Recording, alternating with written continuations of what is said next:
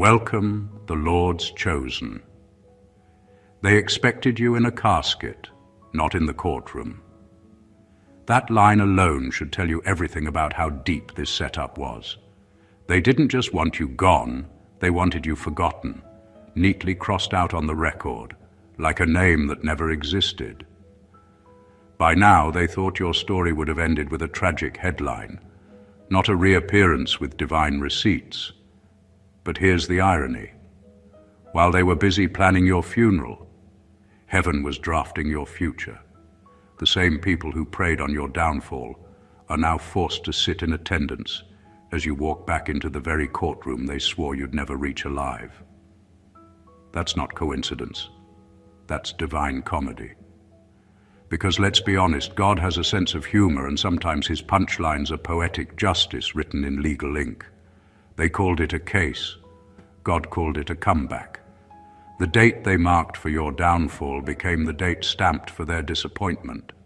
It's funny how the same folders meant to contain your end now read like a testimony file. They expected silence from the grave. Instead, they're getting echoes from your resurrection. This isn't just another story about survival. This is about divine reversal. You were supposed to be the cautionary tale, but somehow you became the evidence that miracles look ordinary when they're real. The whole setup was designed to erase you, but what they didn't factor in was the one thing they couldn't manipulate: your endurance. So now, as this court date circles back, don't just see it as paperwork resurfacing. See it as prophecy revisiting. The same system that once plotted against you is about to validate you. And if that doesn't make heaven laugh, nothing will. Number one, they didn't expect survival. They expected a sealed file. When they counted you out, they didn't just assume you'd lose. They assumed you'd disappear. You weren't supposed to make it to this point.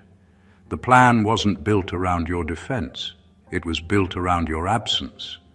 They already pictured the paperwork being filed under deceased or case closed, neatly tying up a story they thought ended in your downfall. But what they didn't know was that God doesn't close a file, he's still writing. Your survival ruined their script. They rehearsed how they'd speak about you in past tense, not realizing that your name would echo louder in the present. They had timelines, strategies, and signatures ready, expecting the news of your end to confirm their success. But every day you kept breathing was a reminder that the story wasn't finished. Your existence became the interruption that nobody planned for, the contradiction that shattered their confidence. They thought the battle would break you beyond repair. They thought stress, fear, and exhaustion would silence you before you ever reached this court date. Yet, here you are. Not perfect, not untouched, but undeniably alive. And that's what burns them the most. Your survival wasn't supposed to happen. It wasn't part of the calculation. They didn't prepare for you to endure every blow and still stand tall enough to face what they thought would destroy you. The sealed file they imagined is still open. And now it tells a story they can't edit. Your name remains active in a system that assumed you'd be gone. The evidence they collected no longer points to your guilt, but to their misjudgment. Your very presence in that room, breathing and unbroken, is a divine contradiction to their expectation. They planned for your end, but God turned it into an extension. What was supposed to be your expiration became your exhibition. You weren't buried, you were preserved. And now, they have to sit in silence while the file they sealed in advance becomes the record of your survival. Number two, the courtroom wasn't scheduled for judgment. It was set for revelation. They thought the date on that court notice marked the day everything would finally end for you. They saw it as the moment where your silence would be used against you, where your name would be dragged through the system and your story stamped with failure. But what they didn't understand was that heaven had already reserved that same day for something different. Not judgment, but revelation. What they expected to expose you will instead expose them. God has a way of letting people walk into their own contradictions. They were confident because the evidence looked convincing and the odds were stacked in their favor. They didn't realize the same delay they mocked was divine preparation. Time wasn't protecting you from the court. Time was allowing the truth to mature. Every postponement, every adjournment, every waiting period wasn't random. It was rearranged by God so the hidden details could come to light when it mattered most. By the time you show up, the atmosphere will feel different. It's not because the system changed, but because the truth finally caught up. What they meant as a setup will read as a revelation, one that proves they weren't just wrong, they were exposed. The longer they tried to hold the lie together, the more fragile it became. Now, when the day arrives, it won't be about your defense. It will be about their exposure. The courtroom is no longer a place of defeat. It's a stage for unveiling. The same floor where they thought you'd be broken will witness their narrative crumble in real time. They came prepared for a conviction. They'll leave facing clarity. And that's the part they never expected. God didn't delay justice. He timed it. He let the date remain on the calendar so the truth could reveal itself in front of everyone who once doubted it. What they thought would end your story will end their illusion instead. Number 3, they built a case, but God built a counter. They spent months, maybe years, gathering everything they could to discredit you. Every mistake, every rumor, every misunderstood detail was collected like evidence in a trial that had already been decided in their minds. They weren't after justice. They were after justification. They wanted to prove they were right about you, even if it meant twisting facts and rewriting history. But what they didn't expect was that while they were busy building a case against you, God was quietly building a counter. He let them talk, gather, and assume. He allowed their confidence to grow just enough for their trap to be fully visible when it snapped back. Every accusation they wrote became a receipt in heaven's record, not of your guilt, but of their intent. They thought their logic was airtight, but they didn't account for divine timing. What they labeled as evidence was actually proof of their manipulation waiting to surface. They were so focused on exposing you that they exposed themselves. The details they exaggerated became the clues that revealed their deceit. The same words they weaponized will return as witnesses against them. And the most ironic part is that your silence helped their undoing. While they were shouting, you were being refined. While they were building narratives, you were being built into the kind of person that truth naturally defends. God's counter wasn't loud. It was strategic. He didn't need to announce it because he knew the moment would come when the truth would stand on its own. And when it does, their case will collapse under the weight of its own lies. They built their argument to destroy you, but all they did was give God raw material to prove how protected you really were. What was meant to bury you will now testify for you. The case they created became the classroom where your vindication was written line by line. And this time, the final statement won't come from them. It'll come from the truth itself. Number 4, your survival became the evidence they didn't prepare for. Nothing unsettles those who plotted your end more than realizing you're still here. Your survival throws off everything they built, every story they told, every confident prediction they made about how your life would turn out. You were never supposed to make it past that season. You were supposed to be a memory by now, a story they'd tell with false sympathy but quiet satisfaction. Yet your continued existence exposes their lies without you even speaking. You're living proof that they were wrong. They had everything lined up perfectly, their explanations, their witnesses, their assumptions, but they didn't prepare for the one thing they couldn't control, you breathing through it all. They didn't plan for your strength to outlast their strategy. They thought the pressure would crush you, that the gossip would isolate you, that the stress would break your mind. Instead, you kept moving, kept enduring, and now your very presence has become the contradiction they can't explain. The system they trusted doesn't know what to do with a survivor like you. Your name was supposed to represent failure, but it became the evidence of grace. You're not just alive, you're functional, grounded, and sharper than before. You outlived their predictions, outgrew their opinions, and outlasted their lies. That's the part that stings them the most. They have to watch you live in the aftermath of what was designed to end you. Your survival isn't quiet. It speaks volumes. It testifies without a microphone. It humbles those who thought they held power over your outcome. Every breath you take now is a form of divine rebuttal. The case they built falls apart in real time, because nothing they say can explain why you're still standing. You are the evidence they didn't prepare for, a walking contradiction, a living document of everything they swore couldn't happen. And the more you rise, the more their narrative collapses under the weight of your endurance. Number 5, they wanted closure, but God gave you continuation. They came ready for the final act, convinced your story would end neatly within their version of justice. Their goal wasn't just to win, it was to shut you down, to make sure no new chapters could ever be written about you. They rehearsed what they'd say, how they'd look, and how they'd celebrate once the judgment fell their way.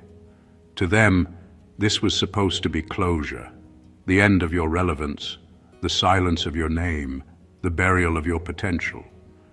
But what they didn't realize was that God never signed off on their conclusion. What they called the end was only the midpoint in heaven's plan. While they were counting pages, God was writing volumes. They expected a period. He inserted a comma. Their plans were timed by calendars, but divine purpose doesn't follow human deadlines. The story they thought was over began to breathe again, not through your defense, but through God's continuation. They had no idea that when heaven decides your story isn't finished, even the gavel can't close the book. You were never meant to end where they expected you to. The very day they marked for your closure became the day your calling started unfolding. God turned what was supposed to be your finish line into your relaunch. They expected a verdict. Instead, they'll witness a resurrection. The more they try to conclude your story, the more evidence appears that you were never meant to be written off. Their closure depended on your silence, but your continuation depends on His promise. They can issue rulings, but they can't rewrite destiny. What they thought was over will soon prove to be an introduction to something far greater. You didn't lose. You simply outlived their timing. And now, the same people who came to watch your ending will have no choice but to witness your unfolding.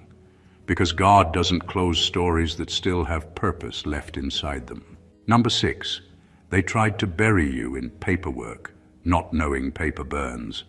They thought the system would do their dirty work for them. Instead of weapons, they used documents.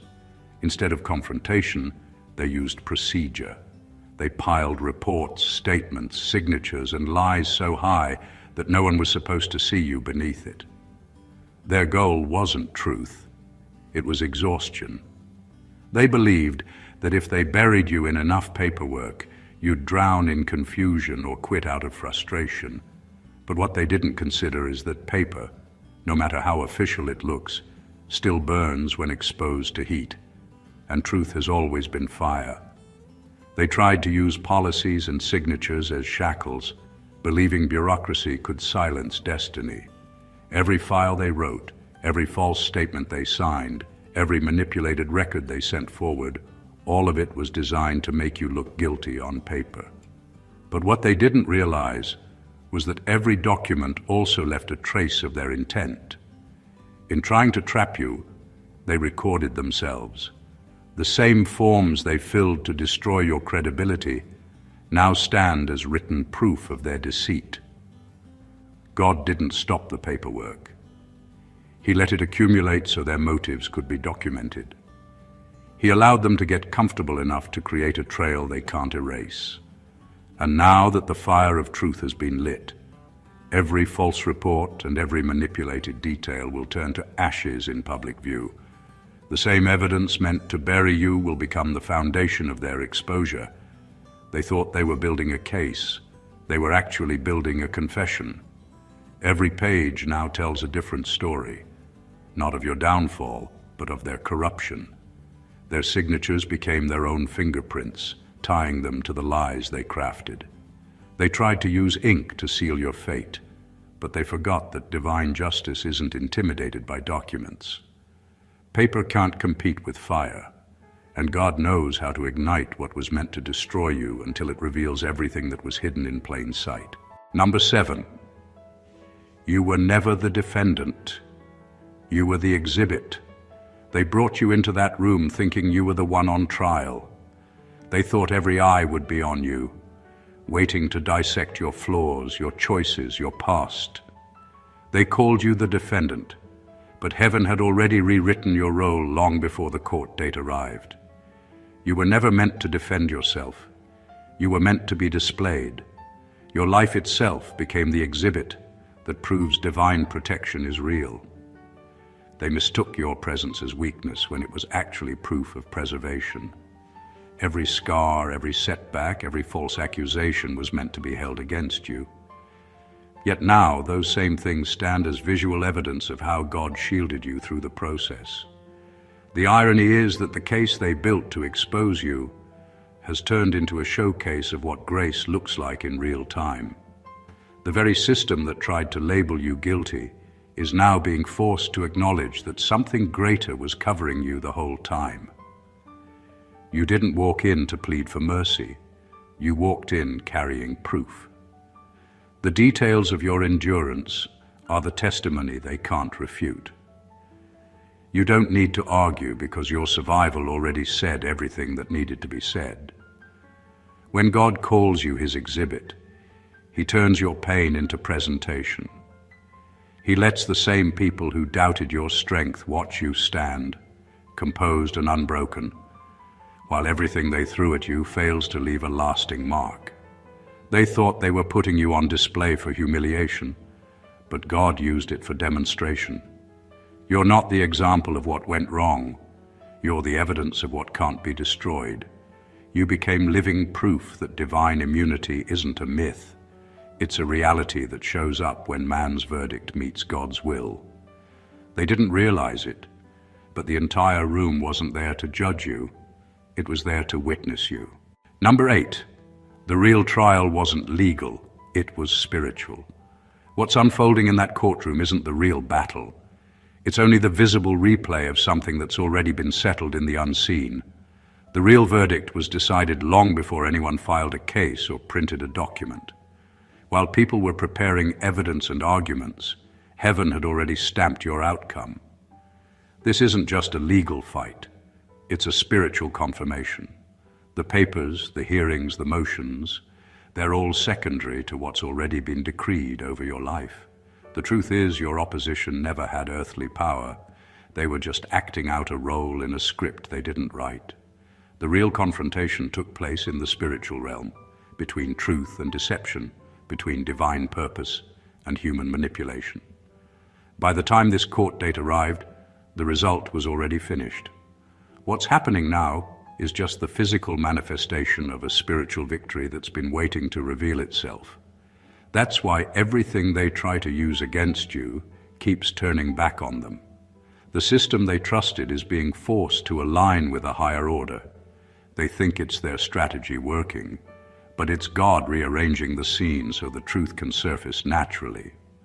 What looks like coincidence is actually coordination. Every delay, every motion, every sudden shift in tone, none of it is random. Heaven has been syncing the timeline so that justice isn't just served, it's revealed. The courtroom is a stage, but the script belongs to God.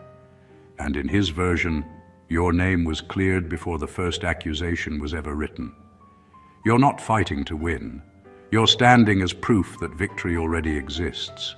That's why peace follows you even in chaos. The verdict isn't pending, it's pronounced. What they're discovering now is what heaven has known all along. Your outcome was never in their hands. They're just now witnessing what God settled long before they decided to speak. Number 9. They didn't realize you became the judge's reminder of mercy. Your name carries more weight in that courtroom than anyone expected. To some, it's just another case file. But to others, it's a quiet reminder that justice isn't always black and white. Every time your name is read, the atmosphere shifts. It's not just because of what you've been through, but because your survival challenges the entire system's definition of fairness. You were supposed to be the cautionary tale, but instead you've become the example that law can't fully explain, the evidence that mercy still overrides the mechanics of judgment. What they meant as humiliation has turned into revelation. You didn't come back into that room as a broken figure pleading for understanding. You came as a walking contradiction to their assumptions. Every person who once labeled you guilty now has to face the discomfort of seeing you restored. You're not just a defendant, you've become a mirror. You reflect to everyone involved what happens when grace meets truth in real time. Even those sitting in authority can feel it. A quiet tug reminding them that mercy is a form of justice too. Your story has a strange way of disarming arrogance. It exposes how limited human judgment really is. The same judge who expected to close your case quickly now finds it lingering, not because of paperwork, but because something about you resists resolution. You represent everything law can't define: redemption, endurance, divine favor. You're proof that someone can be dragged through accusation after accusation and still come out intact. They didn't realize God positioned you there to shift the atmosphere, not just the outcome. Your name isn't a burden on the docket, it's a message. You remind the system that mercy still exists in places it was never supposed to. The very sight of you forces even those in power to acknowledge that grace outruns law, and that some verdicts are written by hands far greater than theirs. Number 10. They studied your fall, but ignored your foundation. They paid close attention to your collapse. They analyzed it, replayed it, and even celebrated it. They took notes on how you broke down, how you withdrew, how you stopped responding. To them, it looked like final proof that you were finished. But in their obsession with your fall, they never once stopped to ask what you were built on. They studied the wreckage, not the roots. They forgot that anything grounded in divine purpose can shake without shattering. Your silence confused them. They thought you were too weak to fight, too tired to care, or too lost to recover. What they didn't realize was that your silence wasn't surrender. It was strategy. You weren't retreating, you were rebuilding.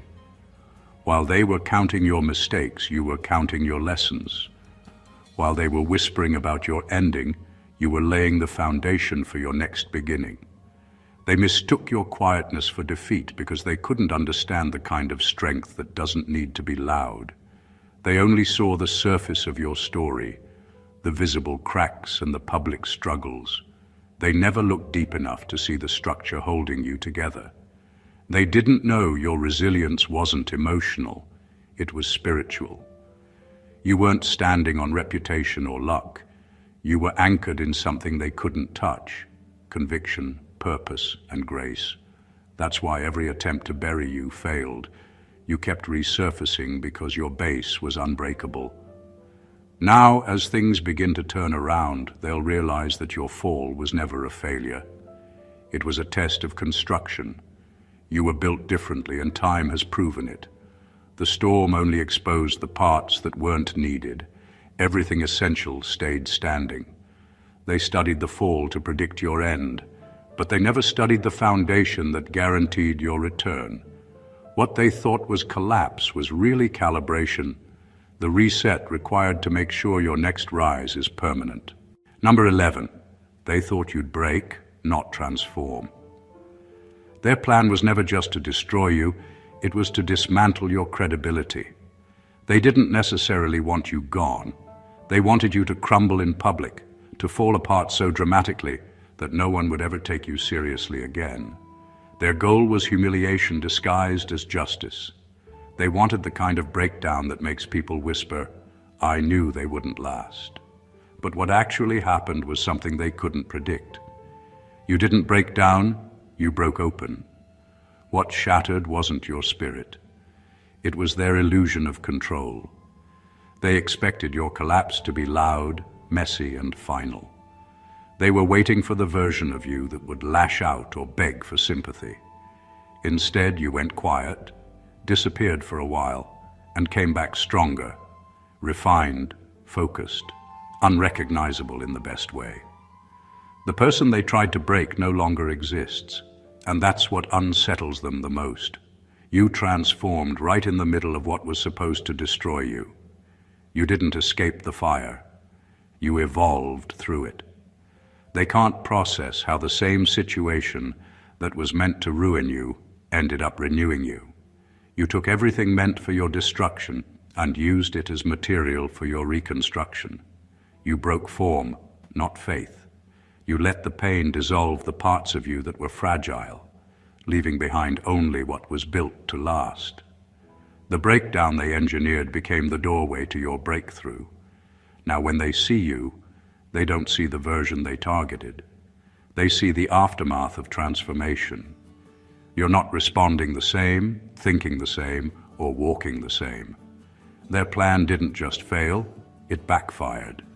Because in trying to strip you of power, they accidentally pushed you into purpose. You became proof that breaking isn't the end. Sometimes it's the only way to reveal what was indestructible all along. Number 12. God let them get comfortable so their exposure would be complete. The waiting season wasn't punishment, it was preparation. What looked like God's silence was actually his surveillance. While you were praying for a quick resolution, he was watching them dig their own pit, making sure every detail of their deceit was recorded beyond denial. They thought your delay was proof that nothing was happening, that maybe they had gotten away with everything. But God was never late. He was gathering evidence. He let them speak freely, act boldly, and grow confident in their corruption, so that when the truth finally surfaced, there would be no way to twist it. They got comfortable in their lies because nothing seemed to stop them. The system appeared to protect them. The timing favored them, and you seemed forgotten. But what they didn't see was that every word, every move, every manipulation was being documented, not by people but by providence. The longer God waited, the clearer the picture became. He wasn't delaying your justice. He was perfecting it. If he had exposed them too soon, they could have argued their way out. But now, their own actions have become the proof. God let the story unfold until their confidence turned into confession. They got too comfortable, too careless, too loud, and in that arrogance they revealed everything that needed to be seen. What you thought was wasted time was actually God setting up an airtight case. When he clears you, there will be no appeals, no doubts, and no lingering shadows, just permanent vindication. Your delay wasn't denial, it was divine precision. God wasn't ignoring your prayers. He was ensuring that when truth arrives, it does so completely. And when it happens, no one will question who was protected and who was pretending. They thought the waiting worked in their favor, but it was really the countdown to their exposure. Number 13, they tried to weaponize your name, but it became a warning instead. They thought destroying your name would be the easiest way to destroy your influence. They spread rumors, twisted facts, and used your silence as permission to narrate your story however they pleased. Your name became their favorite weapon, a tool to discredit you in rooms you hadn't even entered yet. They wanted it to sting when people heard it, to carry shame, not respect. What they didn't anticipate was that God would flip the narrative so completely that the same name they mocked would start to make them uncomfortable. Every rumor became a record of their jealousy. Every false accusation became an archive of their intent. The words they used to tear you down became the evidence that lifts you higher. God turned their gossip into prophecy. Without realizing it, they spoke the truth in reverse. When they said you'd never rise, they were unknowingly confirming that you would. When they said you were done, they were declaring that your comeback was already written. Now, your name doesn't represent defeat. It represents survival. They tried to make people fear being associated with you, but now your story makes people rethink how they treat the innocent. Your name shifted from scandal to symbol, a reminder that no lie lasts forever and that divine justice always comes full circle.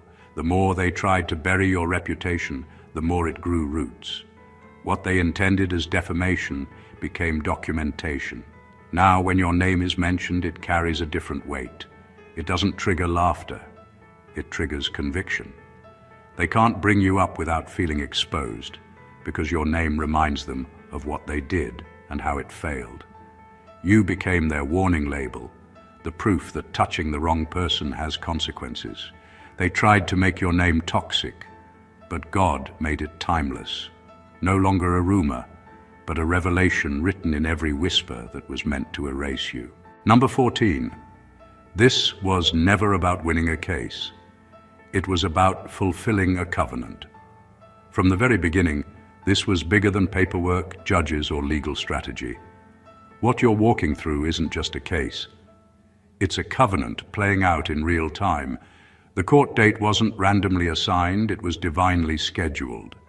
Heaven marked it long before the system printed it. You're not standing in that room because of what people did. You're standing there because God is about to reveal what He promised. What looked like opposition was actually orchestration. They thought this was about punishment, but God has been using it for positioning. Every delay, every setback, every sleepless night was part of a timeline that doesn't belong to them.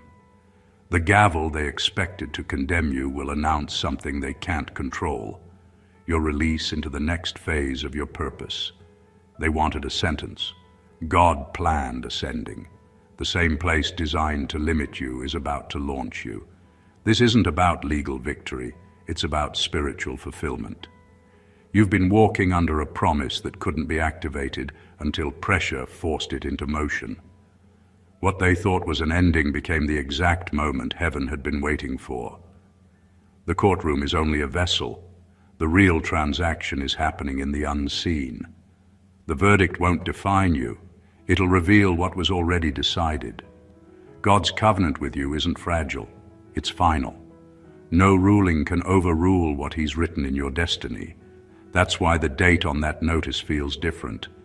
Because it's not just a day of judgment, it's a day of unveiling. Everything that's happened has led to this moment, not for your downfall, but for your declaration. They prepared to witness your end, but what they'll actually see is your entrance. Not into guilt or shame, but into the very promise that's been waiting for divine confirmation. This isn't about clearing your name. It's about confirming your calling. Conclusion. From the beginning, this was never about a courtroom. It was about a kingdom. Every accusation, every delay, every twisted narrative was a setup for a divine revelation. They thought this case was your end, but it was actually God's evidence. Proof that purpose doesn't die under pressure. You weren't buried, you were being built. Every attempt to silence you became another chapter in your vindication story. They thought they had cornered you legally, but heaven had already cleared you spiritually. Your survival was never random, it was strategic. God didn't just keep you alive to prove them wrong. He kept you alive to prove Himself right. The court date they expected to destroy you became a divine timestamp. The moment heaven's paperwork met the world's protocol. The same system that tried to convict you is now forced to confirm what God already decreed, that you were chosen long before they conspired. They brought you in as the defendant, But you stood there as the exhibit, living proof that divine protection still exists. And now, as the final chapter unfolds, their confusion will become your confirmation. The names that mocked you will watch you stand. The same voices that predicted your fall will have to narrate your rise. Because when God decides to flip the script, He doesn't need your permission, and He doesn't ask for theirs. He simply turns what was meant for destruction into undeniable demonstration. You were never on trial, the truth was, and now the truth has won. So as you walk into this next season, understand this: the verdict isn't just freedom, it's fulfillment. This wasn't about winning a case, it was about proving a covenant. You are the living testimony that grace outlasts law, that silence doesn't equal defeat, and that every setback was divine strategy in disguise. The case they built against you became the proof God built through you. If this message spoke to you, don't just keep it to yourself. Share it. Someone else needs to hear what survival really looks like when God's involved. Like, comment, and subscribe to the channel for more revelations, truth, and divine insight. And if this resonated deep in your spirit, share it with someone walking through their own trial. Because sometimes, all they need is proof that resurrection can walk back into the courtroom and change the story completely. Stay blessed always.